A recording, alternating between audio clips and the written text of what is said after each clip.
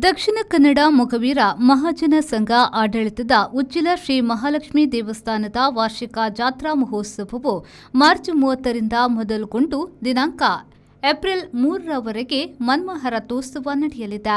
ವಾರ್ಷಿಕ ಜಾತ್ರಾ ಮಹೋತ್ಸವ ಹಾಗೂ ಮನ್ಮಹಾರಥೋತ್ಸವದ ಕುರಿತು ದಕ್ಷಿಣ ಕನ್ನಡ ಮೊಗವೀರ ಮಹಾಜನ ಸಂಘದ ಅಧ್ಯಕ್ಷರಾದ ಜಯಸಿ ಕೋಟ್ಯಾನವರು ಮಾಹಿತಿಯನ್ನ ನೀಡಿದರು.